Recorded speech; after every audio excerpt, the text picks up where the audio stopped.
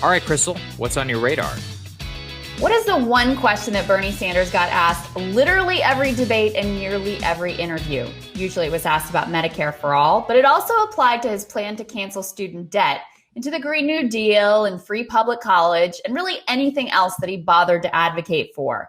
What was the question? Come on, say it with me, everyone. How will you pay for it? Even this week, in the middle of a massive pandemic made much worse by our failing and immoral healthcare system, Joe Biden was still attacking Medicare for all as unrealistic and once again hit Bernie with the standard issue, how will you pay for it? Let's watch. Look, the senator talks about his Medicare for all.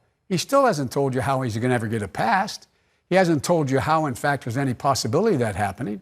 He hadn't told you how much it's going to cost. He hadn't tell you how it's going to apply. It doesn't kick in for 4 years, even after it passes. Of course, this isn't just applied to Bernie, and it doesn't just come from Joe Biden. Every time the left pushes for an idea that would help the working class, the refrain inevitably comes back.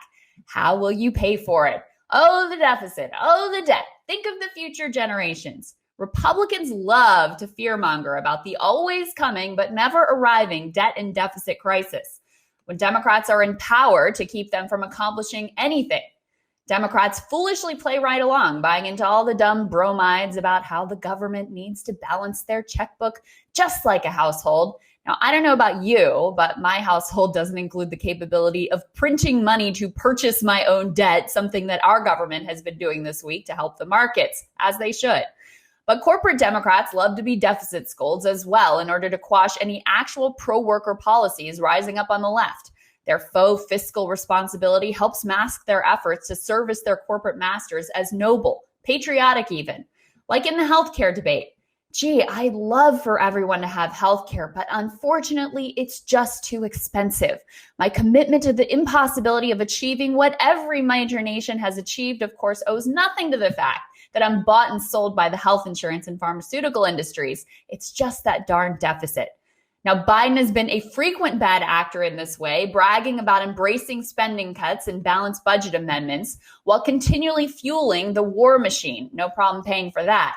But now times are different. Rather than just the everyday crisis that working class people face of low wages, no health care, and general indignities of being treated as less than human, now there's a crisis that not only brings utter misery to the working class, but, and this is the critical part, has hit the stock portfolio, profit margins, and leisure lifestyle of the affluent.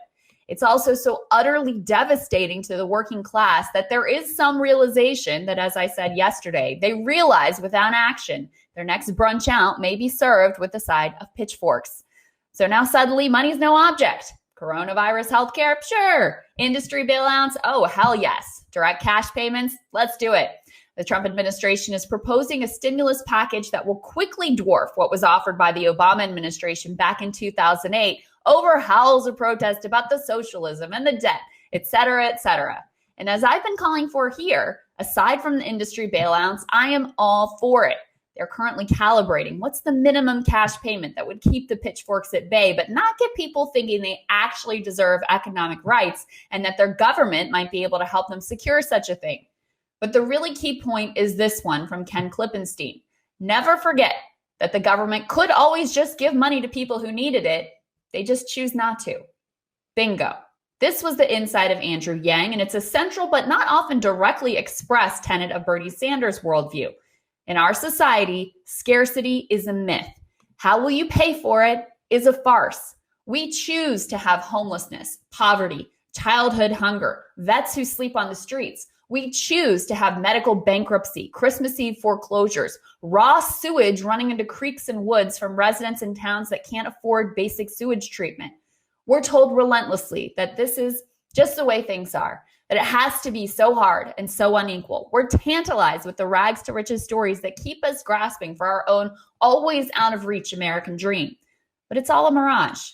They keep you intentionally hungry and struggling and desperate because they need a compliant working class. Otherwise, who'll clean their toilets for poverty wages? Who will risk their lives on a bicycle to deliver their sustainable sushi at 2 a.m.? Who will break their back at an Amazon warehouse where the pace is so grueling they have to wear a diaper rather than take a bathroom break? take the crisis response, take as much as we can get right now to soften what is already a devastating blow, but do not let them go back to their normal, because for far too many Americans, normal is a crisis.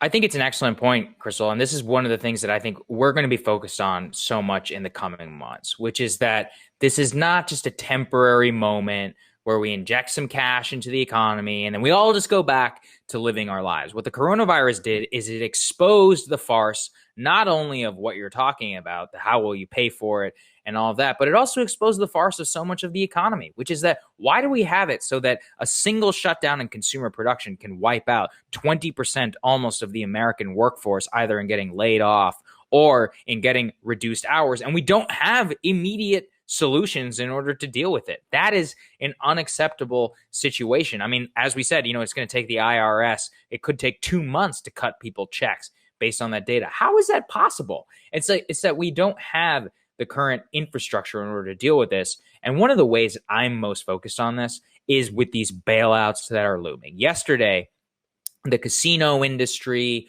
Boeing, the airline industry, so many others have come with their hand out to the government. And as you talked about yesterday, which is that these are the same companies, Boeing in particular, by the way, which went back and used a lot of the money that they saved from the tax cuts in 2017 just to buy back their own stock.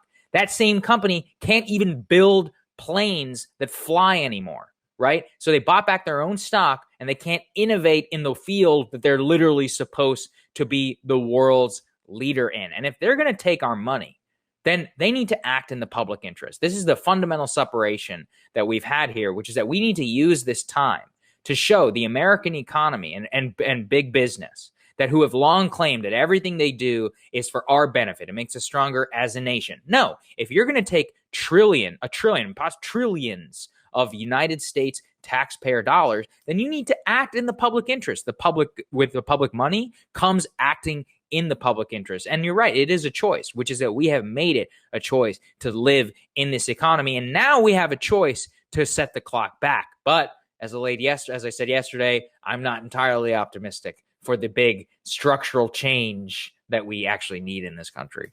Of course not, because the political system is captured by these corporate interests. I mean, that's the reality of the situation we face. And so just as in 2008, and by the way, if these companies that give bailouts do the same thing that the banks did and which hand out they will. Bonuses and big executive checks, there will be hell to pay. Mark my words on that one. But just as in 2008, it was so revealing of the reality of the economy that we actually had, and it helped accelerate things even more in that unequal direction. That's what's happening right now. I mean, you and I have been talking about even before this crisis, how there's a two-tier economy. There's the people who, like us, very lucky, right? What's the worst hardship that we're facing? Having to do our show at home. Oh, heavens. How horrible for us, right?